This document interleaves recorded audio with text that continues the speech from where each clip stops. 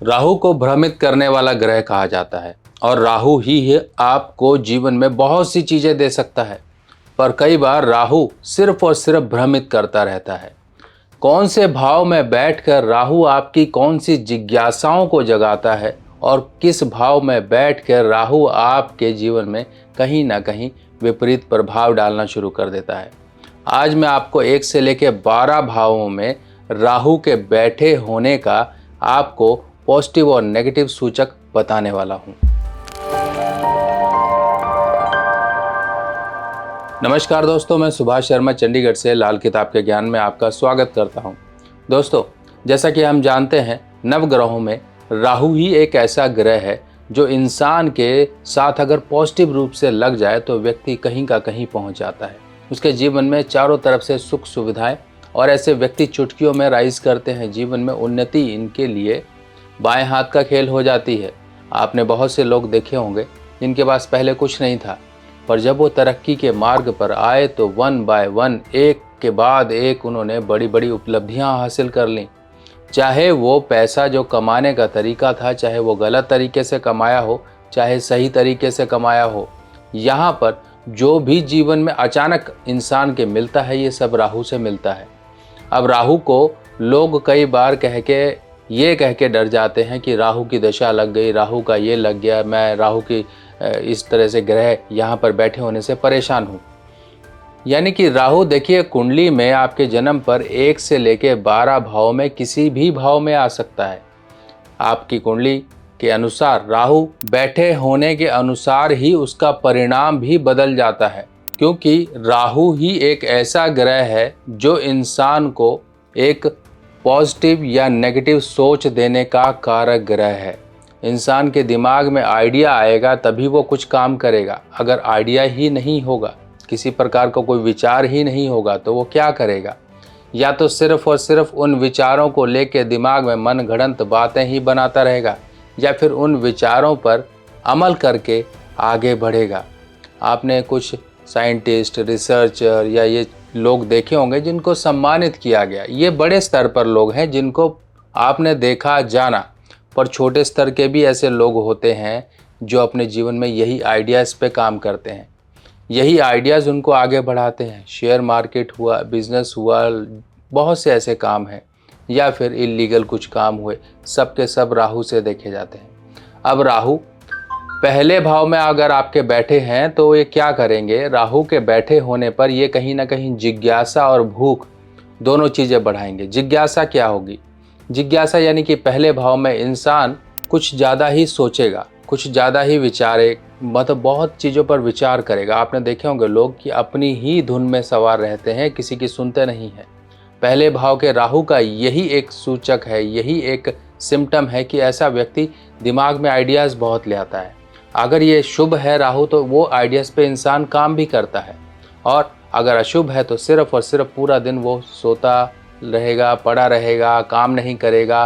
कोई किसी तरह से, जैसे कहते हैं ना कि अन्न का बैरी, वो व्यक्ति काम नहीं करेगा, सिर्फ और सिर्फ रोटियां ही तोड़ने का काम करेगा। तो इस तरह से ये आपके अंदर कहीं ना कहीं से राहु का नेगेटिव इफेक्ट हो गया। पॉजिटिव इफेक्ट ये हो गया, ये व्यक्ति सोचेगा बहुत, ये व्यक्ति काम भी बहुत करेगा। इसके अंदर दोनों तरह की एनर्जीज होंगी। नेगेटिव एनर्जी का साथ होगा, पॉजिटिव इसके विचार होंगे, पॉजिटिव इसके एफर्ट्स होंगे। तो इस तरह से राहु आपको बहुत कुछ दे देता है। राहु पहले घर में जब होगा तब व्यक्ति कहीं ना कहीं कारोबार, काम काज को लेकर परेशानियां झेलेगा, और इसका सिम्टम देखिए पॉजिटिव या नेगेटिव। आपने देखा होगा लोगों की ठोड़ी के पास या तो वो चिन्ह ऐसे इस तरह से फोल्ड होती है, डबल चिन्ह होती है, या निशान होता है, या ठोड़ी पे कोई चोट लगी होती है। तो ये राहु के नेगेटिव होने की एक सूचक है, क्योंकि ये कहीं ना कहीं ठोड़ी पर इस तरह से निशान दे देता है, और बाद में व्यक्ति के जीवन में राहु संबंधी परेशानियां आती हैं।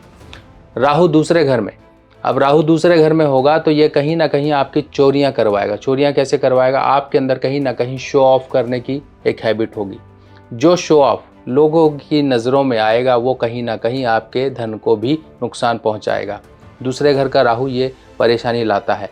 इसके साथ साथ राहु दूसरे घर में हो तो ये कहीं ना कहीं आपके कुटुंब, आपके परिवार से धन और समस्याओं पे, जैसे धन इत्यादि समस्याओं पे कहीं ना कहीं वैर विरोध करवाता है। ये आपके एक तो दूसरे घर के राहु की एक जिज्ञासा हो गई और एक भूख हो गई, यानी कि एक तरफ वो भागेगा और दूसरी तरफ वो पूरा करने की कोशिश करेगा। जैसे जिज्ञासा होगी उसकी धन बढ़ाने की, धन बढ़ाने के लिए वो कहीं ना कहीं कुछ ऐसे काम कर देगा जो लोगों की नज़रों में आएंगे और वो कहीं ना कहीं उसके लिए परेशानी बनेंगे।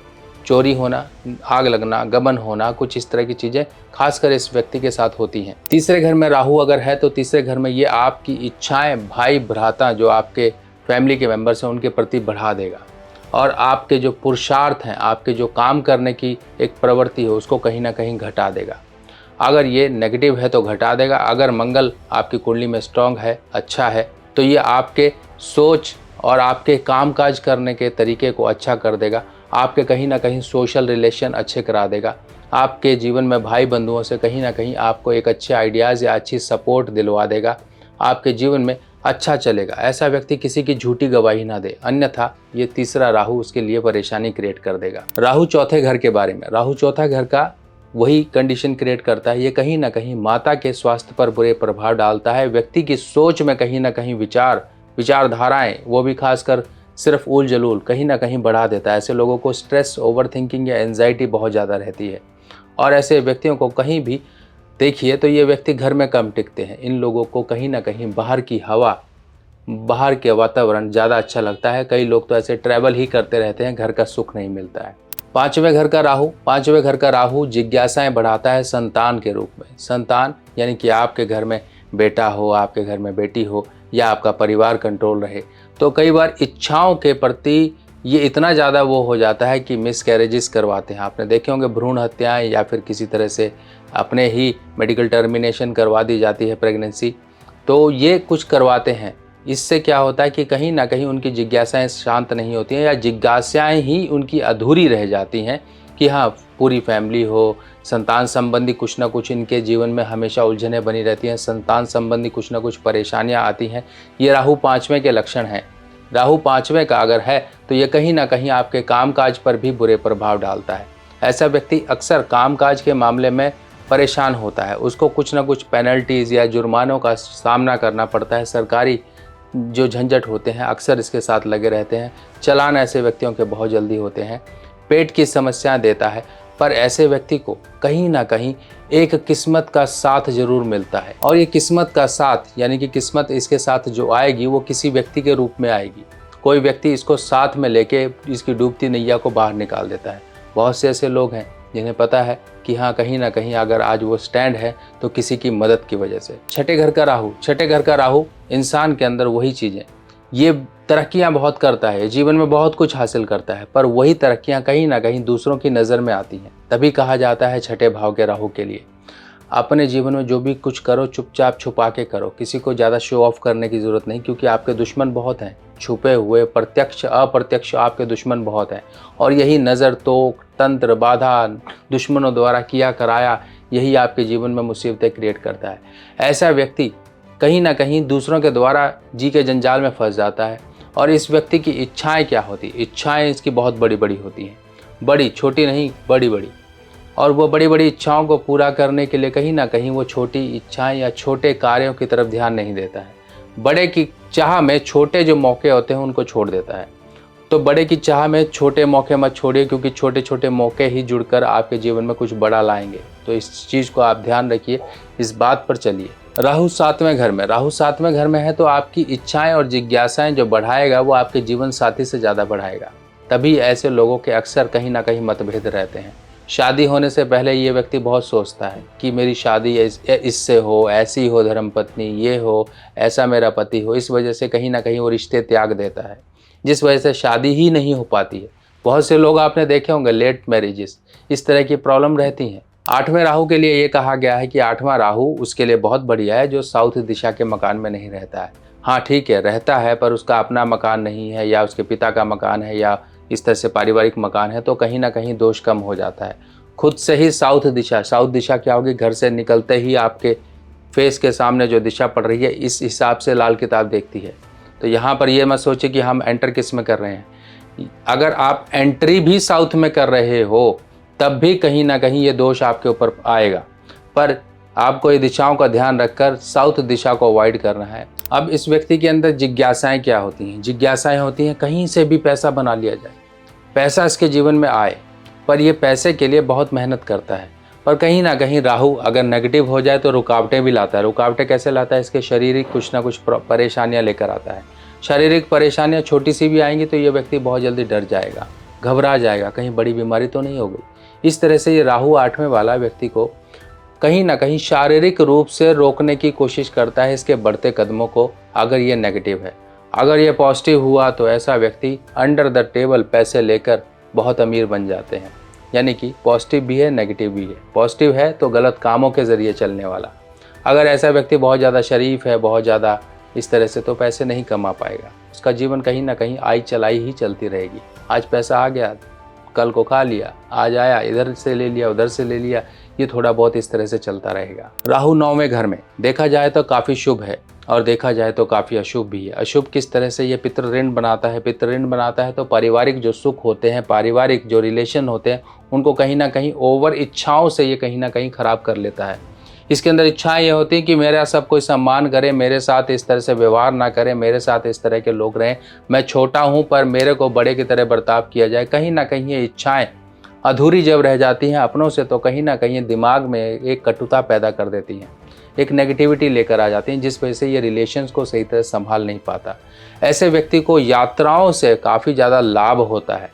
यात्राओं से कोई किसी तरह से मार्केटिंग जॉब या फिर अपने घर को छोड़कर कहीं दूसरी जगह कुछ काम करना शुरू कर दे, एक से ज़्यादा मल्टीपल काम करे तो ऐसा व्यक्ति काफ़ी अच्छा कमा लेता है। राहु 10वें घर में, राहु 10वें घर में है तो ये इच्छाएं क्या रखेगा? यार मेरे को तो सब कुछ आता है पर मेरे को जॉब क्यों अच्छी नहीं मिली है?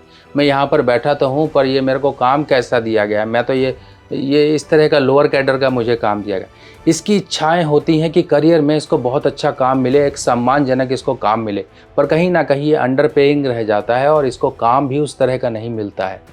ये एक नेगेटिव राहु की निशानी है। पॉजिटिव राहु का निशानी ये होगी कि ऐसा व्यक्ति सोचेगा और स्विचिंग बहुत करेगा और एक दिन एक अच्छी जॉब पर पहुँच जाएगा, अच्छी जॉब पर पहुँच जाएगा या अच्छे कारोबार पर पहुँच जाएगा। ऐसे व्यक्ति कारोबार में बहुत धन कमा लेते हैं। एक दिन अगर इनके जीवन में देखा जाए तो एक समय ऐसा आता है जो पूरे जीवन भर की तंगी और कड़की दूर कर देता है। तो राहु अगर नेगेटिव है तो बार बार आपको अच्छा काम मिला हुआ भी आपसे छुड़वा देगा। छोड़, ये तेरे बस का नहीं है, ये तेरे मतलब का नहीं है, तूने पढ़ाई क्या करी है, तेरे पास डिग्रियां कितनी हैं और तू काम क्या कर रहा है, इस तरह की दिमाग में सोच लाएगा। कई लोग तो सरकारी नौकरी तक छोड़ के बैठे हुए हैं।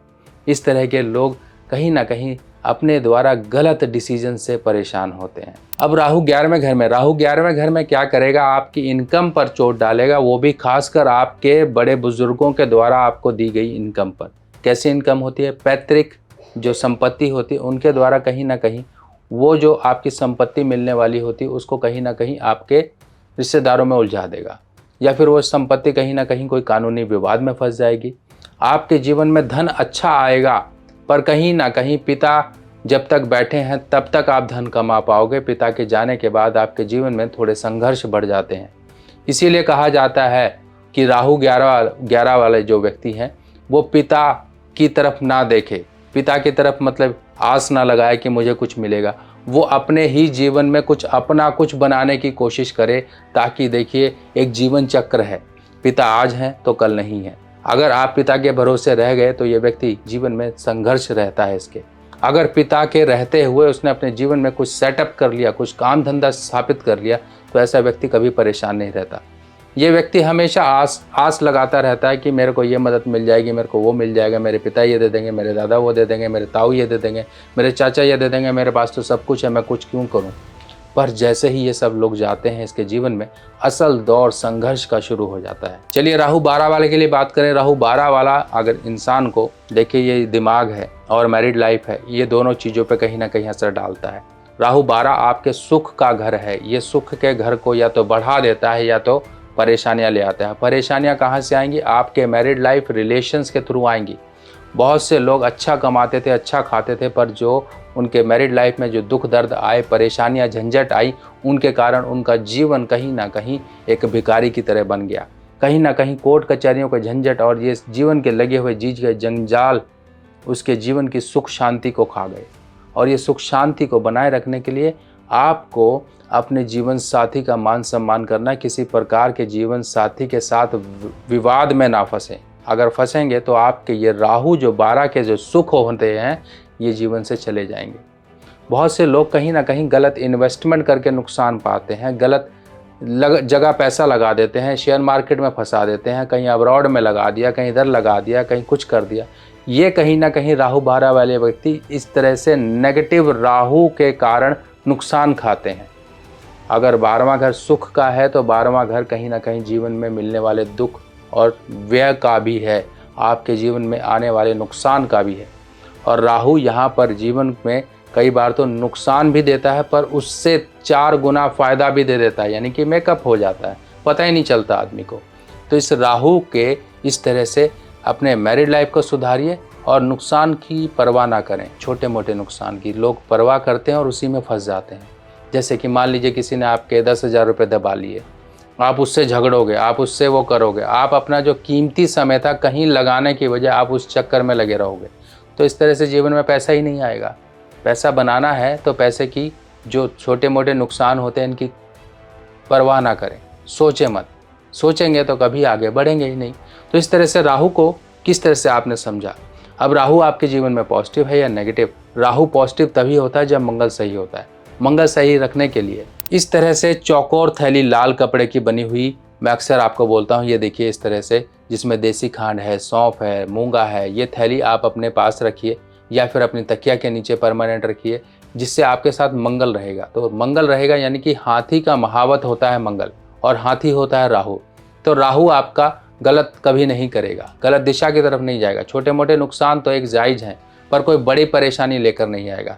इस जानकारियों को अपने जीवन में बिठाइए और देखिए किस तरह से राहु आपके जीवन में पॉजिटिव इफेक्ट देने वाला बन जाएगा। अब लाल किताब के उपायों की सामग्री लेना हुआ बहुत आसान। लाल किताब के सभी उपाय की सामग्री अब मेरी व्हाट्सएप कैटलॉग पर उपलब्ध है